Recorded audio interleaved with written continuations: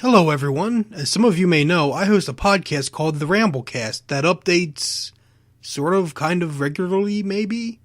In the latest episode, I and my co-host, Gerry of Retro Flashback and Wesley of the History of the Great War podcast, discuss our games industry Christmas wishlist for the year. Here are some excerpts from the podcast.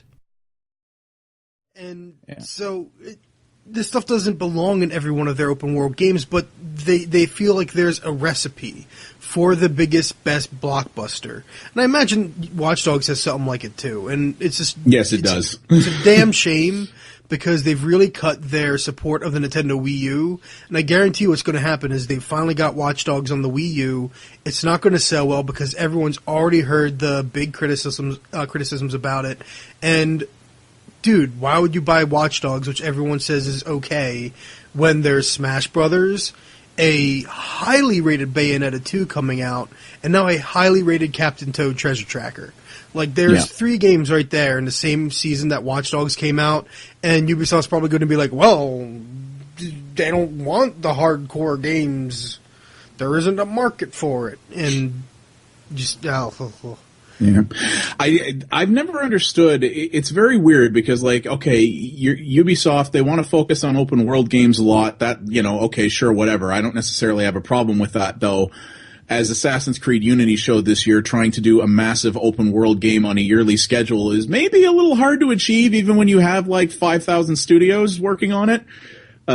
But yeah, I just don't understand the idea of, if they want to do open world games, that's fine. But I don't understand why they all have to be so similar to each other. Like when Assassin's Creed was new, the whole climbing the tower thing, I actually didn't mind. I thought it was kind of cool, especially when you get the big effect at the top where it sort of pans around and shows you all the area. I was like, that's neat, but I don't know why they feel that their games will either be like unrecognizable or something if a variant of that is not in everything. Like, I don't know why they can't create their own unique formulas. Like, even on a per series basis, it would be better. Like, if every Assassin's Creed game had the towers, but maybe Far Cry didn't, then if it was a hallmark of a particular series, it would make more sense. But they're trying to have these core mechanical staples across. It seems to be just about everything they make. Like, I'm waiting for the next Rayman game to have towers in it somehow. And I really don't understand. I guess I just don't get the logic behind why they need to be that similar across the whole of all the different universes they make. I really can't think of a reason for it other than they want people to be able to look at something and say, oh, that's a Ubisoft game and I liked Assassin's Creed, so I'll probably like this too. But it seems like I don't know. That seems a bad reason to do it, if you ask me. I think part of it is probably they are trying to produce these games so quickly and with such a large team that it may be just easier. Like, a game design discussion on that, right? Like, isn't a big deal. It's like, okay, well, we already know these 7 things we're doing in all these games. We just sort of changed them a little bit for our game series, and it's the tech is there. Work. We have the mechanics already. Yeah. Nothing new has to be designed. Maybe it's not optimal, but it works. And that's the thing. Like, part of it is probably just trying to save money on making these different games, and I think part of it is also just trying to be risk averse.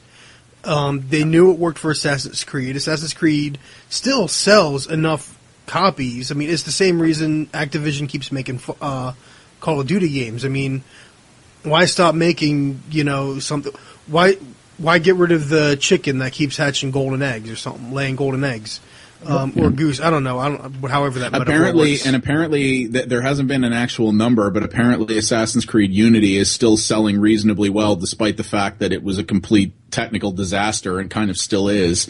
Oh, so, yeah, because video games. I mean, that's how the consumer market works. But and that's part of the problem is it needs to be something that eventually the audience needs to stop actually buying the games at some point. And it's funny because I feel like after Assassin's Creed 3, people might have been a lot less willing to jump right into Unity, except for Black Flag, which might as well have been a brand new property. They could have just made it Black Flag, brand new game about pirates. Yeah.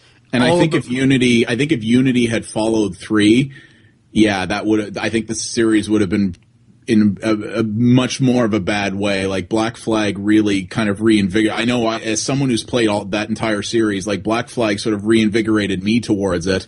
Yeah. And then Unity came out and everyone was kind of like, where's all the cool stuff you gave us last time? And it's funny enough, Rogue, from what I understand, is basically Black Flag 2. Apparently that's the better one to play because it's got all the pirate stuff and everything you liked from the last game. It's just more of it. And that's the funny thing, because I actually know a lot of people that did go up to the next generation did get rid of their previous systems. Not everyone. I mean, this is also like you can't exactly prove it, kind of a thing. Like I don't have any numbers for how many people kept their old systems, how many people are getting rid of them now that they're upgrading to the next generation. But if you did ditch your system because it does your old system, despite the lack of backwards compatibility, then technically the Assassin's Creed sequel you wanted is now just gone. You cannot play it. You cannot access that game. I have a sneaking suspicion, because this is Ubisoft, that sometime around next spring we're going to see them go, hey, Rogue Extra HD is now coming out to the new things, because it is coming to PC in the spring. They did say that, so I wouldn't be surprised if they edition or something. All right, moving on to the next is another item for Wesley, and kind of me. I technically agree, but I think for different reasons.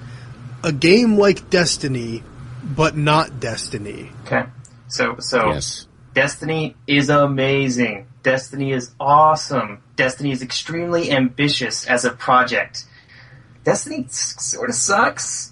At the same time, like it does all those things great, but it still sucks. Like I think Destiny did a lot of things that I've wanted to see in console games and shooters for a while. With the progression system, with the community aspects, I thought it was really good. Sort of bringing some of those MMO tropes over into the shooting genre, and still maintaining that good FPS mechanics that just feel right.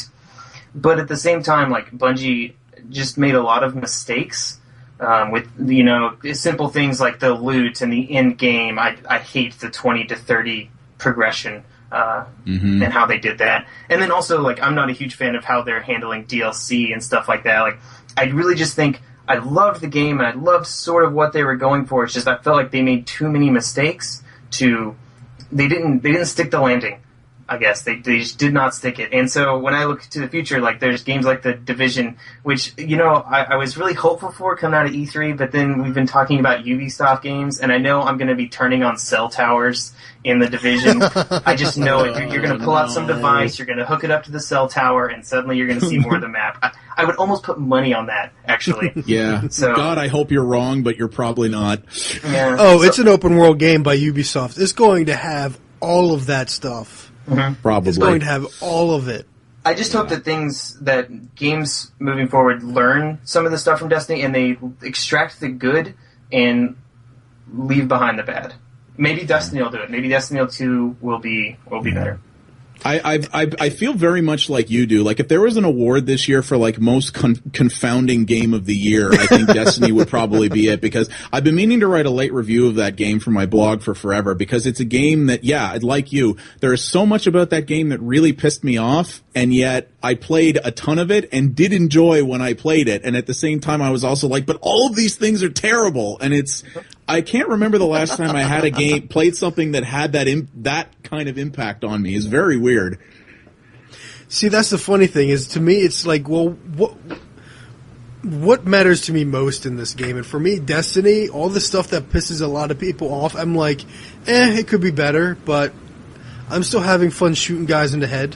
So, yeah. I'm good. And granted, though, I'm also, partially due to financial situation, I did not purchase the DLC. So whatever's going on with the DLC, I don't really know. I haven't actually picked up Destiny in quite a few weeks now. I might jump back into it just to shoot some stuff. Yeah, one of my problems actually with it, I didn't buy the DLC either. I was going to, and then I just didn't. But the way they're handling the release and how it makes a lot of the other content, it's an MMO model, right? When they release a WoW expansion, nobody goes back to that old stuff except for to run through it to get to the new stuff. So there's not as much reason to go through the older content and a lot of the items and stuff that you spent a long time trying to get are now worthless. So Worthless. Yeah, like the armor and stuff that you had before. Like, so the only way to get to 30 before the DLC was to run the raid to get raid gear to then upgrade. Well, now you can just buy gear that will get you to 30 at the shop. So instead of having to run the raid 7 or 8 times to get the gear required, you can just go buy it for one of the 29,000 currencies in that game. That's a very, you're right, that's a very WoW expansion-like tactic. Yeah, and I understand that, and it's well established in the game industry. I just don't like it. I can understand not liking that either. Because that's the thing, like, I think my character's, level 20, 27, 28, 29, I can't remember. One of those. It's close-ish to 30, but not quite there yet. Mm-hmm. And I've never done the raid yet. I've never actually hit Vault of Glass. My friends could never gather enough people, never got a time to try it. And that group isn't exactly going to be happening anytime soon for horrible, stupid reasons. But that's the thing.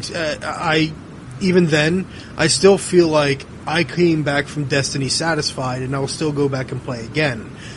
I do think that the MMO aspects to it really do hamper a lot of people's expectations or desires for when they play the game. Because, again, like, for me, the combat is the game. And the post-game stuff, I feel like, was preparing me for how you truly play the game. And essentially what missing out on Vault of Glass does is I have not played the most difficult mode of Destiny, basically. Which is like, I have not played whatever is harder than Legendary and Halo. I mean, that's the way I basically view it. So I don't feel like I'm necessarily losing out. I do want to play it, but what I've experienced Destiny in its base level where you don't really have to learn its combat too well. In its more difficult modes, I've played it solo, I've played it co-op, and honestly, I absolutely love what I've played. It could be better, but for what I want out of the game, I am completely fine with it. If you'd like to hear more, then you can check out the links below in the About section of this video. You can subscribe on iTunes or link to the RSS feed directly. Thanks for listening and have a happy holiday.